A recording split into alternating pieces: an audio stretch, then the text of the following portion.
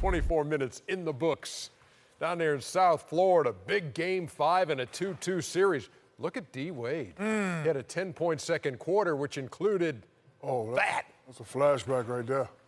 49-47, the Hornets with the lead on the road as we welcome you to the American Express Halftime Report.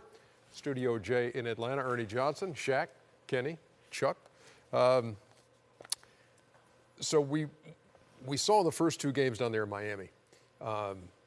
Charlotte allowed huge quarters in each game, 40-plus. That hasn't happened since. Their highest quarter has been 28, and they get 47 in the first half. What is Charlotte doing right now, Kenny? And is there anybody in particular who's making it happen? Creating a pace of the game. And Linsanity! Are you going that far? It's going, it's a shade of Linsanity. It's a shade, and people always said, he wasn't Linsanity, but what he does at the backup point guard position, very few guys can do. And for me, uncontested. Uncontested. But one thing that he does is, as the play runs, you have to stop the basketball with Jeremy Lin. He creates pressure on the defense, and he creates it by keeping you on your heels. So as he's pushing the basketball up, he's like freeze it right here. A lot of guards would say, this is a free throw line jump shot.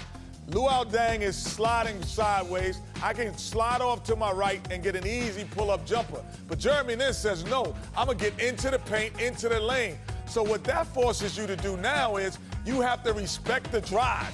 And if you don't respect the drive, then all of a sudden he gets to the rim. So again, coming off, he says, now I have to respect the drive. Freeze it. So now I'm putting two guys. I'm putting so much pressure on two guys. Now I'm making them come to me. And then when they do that, I can find people and give them easy baskets. He's putting so much pressure on the defense, and that's when he was at his best when he was with the Knicks. And again, freeze it again. I'm putting the pressure on you, baby. I'm coming around the corner. I'm turning it. So once I turn the corner, now I'm going to find Al Jefferson easy for a basket. So his ability to drive is underrated. And, people joked about the Linsanity, but that's why he's in the NBA. He gets it done. Two things, Ernie. If you look at this, I watched that whole first half. And well, I'm glad you did that. No. But I'm saying, when they go to Lin and Kemba Walker together, Miami cannot guard them. They cannot keep them in front of them. They make something happen every single time. But the key to the game was Miami half-court offense is not very good. The only time they made a run, you look at the last 5 minutes of that quarter, they were all off Charlotte turnovers. So Miami guards can't guard Kemba Walker and Jeremy Lin. They can't keep them in front of them. But Charlotte kept turning the ball over. If you go back and look, I think the last 5 or 6 possessions, Miami got a layup. They were all off Charlotte turnovers. If Charlotte does not turn the ball over, which is what they do most of the year. They're the best team in the league in not turning the ball. Yeah, but they're doing it now because they had a 10-point lead and turned it over like 3 or 4 times in a row. That's what Miami got to run. But Miami cannot guard them. They can't keep Linsanity and Kemba Walker in front of them. 9 turnovers by Miami for 11 Hornet points. 8 turnovers for Charlotte for 4 Miami points. Both you and Chuck talked about Whiteside, how important he is. First half, he goes for 6 and 8 with 3 blocks. With 3 blocks, okay if it was regular season. Playoffs, we're going to need him to pick it up a little bit. He's not really touching the ball a lot. Their team didn't really come out with great energy. They started to pick it up. Right here, he's in the basket, but I think Chuck agreed. He needs to go over a little more force there.